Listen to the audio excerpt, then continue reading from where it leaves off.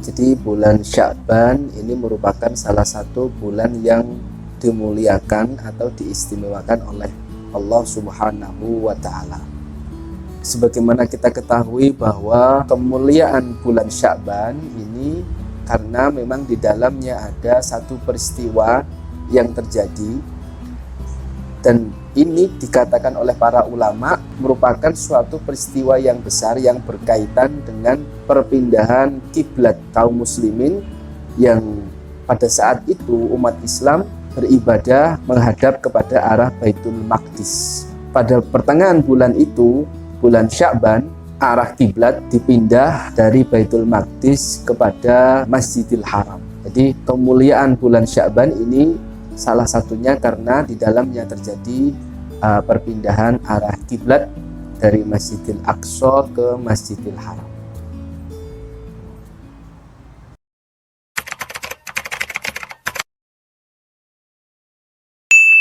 Yang pertama adalah karena saat itu ketika Rasulullah hijrah ke Madinah, Rasulullah beribadah mengikuti daripada arah kiblat kaum Yahudi maupun kaum Nasrani yang ada di Madinah pada saat itu. Kemudian muncul dari kaum atau kelompok Yahudi bahwa Nabi Muhammad meniru daripada ajaran-ajaran yang dilaksanakan oleh orang-orang Yahudi. Orang-orang Yahudi saat itu memperolok Nabi Muhammad dan mengajak Nabi Muhammad untuk bergabung kepada golongannya karena memang arah kiblat yang sama pada saat itu. Saat itu Rasulullah Shallallahu Alaihi Wasallam sebenarnya ketika sampai ke Madinah, beliau lebih senang menghadapkan wajahnya kepada Masjidil Haram. Nah, karena kegelisahan itu pula Rasulullah menyampaikan kepada malaikat Jibril tentang Rasulullah kurang nyaman terhadap arah kiblat yang ada pada saat itu. Malaikat Jibril pada saat itu pula berkata bahwa saya hanya makhluk seperti engkau, maka nanti permintaan mengubah arah kiblat itu langsung dimintakan kepada Allah Subhanahu wa Ta'ala. Saat itu Rasulullah diuji kesabarannya terhadap orang-orang Yahudi yang memang mengklaim bahwa Nabi Muhammad ini hanya meniru daripada umat Yahudi saat itu. Dan atas dasar kecintaannya terhadap Mekah, atas dasar bahwa Ka'bah ini merupakan bangunan pertama yang dibangun di muka bumi dan juga dahulu dibangun oleh Nabi Ibrahim, maka semangat Nabi Muhammad untuk memindah arah kiblat dari Baitul Maqdis kepada Masjidil Haram ini sangat menggugah sekali. Rasulullah bermunajat, berdoa kepada Allah Ta'ala, meminta agar arah kiblat itu dirubah. Maka itulah nanti yang menjadikan turunnya surat Al-Baqarah ayat 144.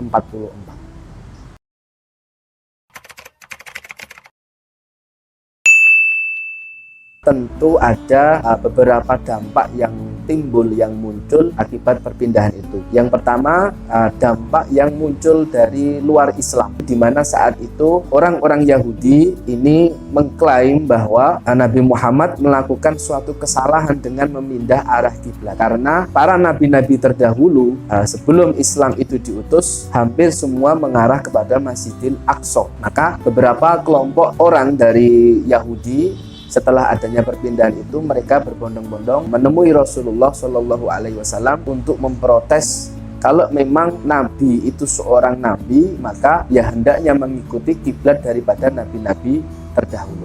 Akan tetapi Rasulullah saat itu bersikukuh bahwa Masjidil Haram ini juga memiliki kemuliaan. Di situ tempat Nabiullah Ibrahim, Nabi jauh sebelum Nabiullah Musa diutus. Artinya menurut Islam bahwa Masjidil Haram ini lebih tua daripada Masjidil Aqsa. Karena ada yang berpendapat bahwa itu sudah dibangun oleh Nabiullah Adam, kemudian diteruskan oleh Nabiullah Ibrahim. Jadi anggapan orang Yahudi bahwa Masjidil Aqsa ini lebih tua, dan karena ada sejarah masa lampau yang menerangkan bahwa para nabi-nabi terdahulu ini menghadap ke Masjidil Aqsa, dibantah oleh Islam sendiri bahwa Mekah ataupun Masjidil Haram yang saat itu menjadi tujuan arah kiblat Rasulullah ini juga memiliki sejarah, memiliki asal usul yang tidak kalah dengan Masjidil Aqsa. Kemudian efek yang kedua yang terjadi adalah beberapa kelompok atau beberapa orang yang saat itu yang beragama Islam ini mempertanyakan yang dilakukan oleh Rasulullah Shallallahu Alaihi Wasallam. Mereka menganggap bahwa Rasulullah ini pelin-pelan, mudah sekali untuk merubah sesuatu ajaran. Nah, kemudian dari komplain itu turunlah ayat yang menerangkan bahwa sebenarnya perpindahan arah kiblat itu adalah untuk menguji keimanan orang-orang Islam pada saat itu, apakah mereka taat kepada Allah dan Rasulnya atau tidak. Tapi sebagian daripada umat Islam ini lebih mengikuti anjuran daripada Rasulullah Shallallahu Alaihi Wasallam, meskipun ada sedikit orang, segelintir orang yang tidak mengikuti daripada arahan Rasulullah. Jadi hikmah terbesarnya adalah bisa mengetahui sejauh mana iman daripada umat Islam saat itu. Kalau memang dia beriman kepada Allah dan Rasulnya, tentu dia akan mengikuti anjuran Nabi Muhammad Shallallahu Alaihi Wasallam.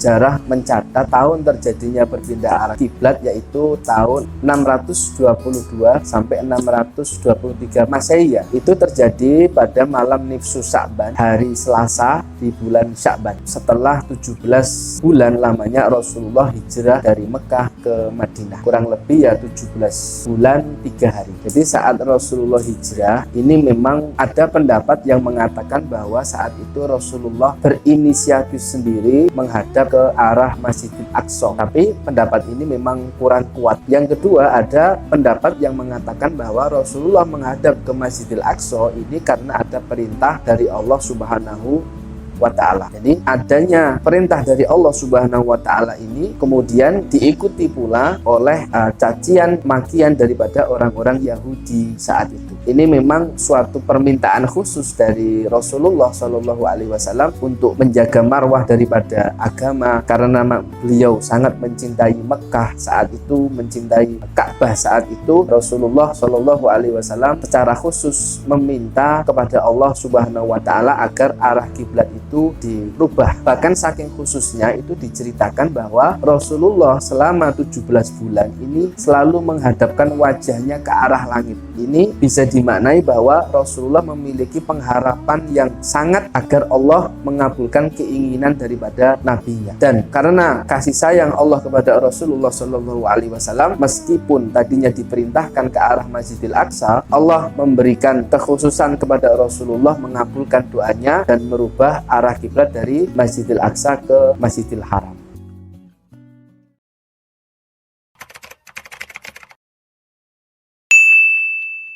Adapun alasan secara khusus kenapa pada saat itu diperintahkan menghadap kepada Masjidil Aqsa, karena memang kalau dilihat dari sisi sejarah, memang hampir semua para nabi beribadah atau menghadapkan wajahnya itu ke arah Masjidil Aqsa. Dan Islam ini pun juga terkait dengan agama-agama sebelumnya, agama-agama samawi yang diturunkan oleh Allah Subhanahu wa ta'ala. Bukan berarti Rasulullah tidak menerima daripada perintah Allah Subhanahu wa ta'ala, tetapi itu merupakan suatu bentuk untuk memuliakan daripada Islam, bahwa Islam ini memiliki arah kiblat sendiri, yaitu ke arah Masjidil Haram, yang dimana juga memiliki sejarah yang begitu panjang terhadap Masjidil Aqsa.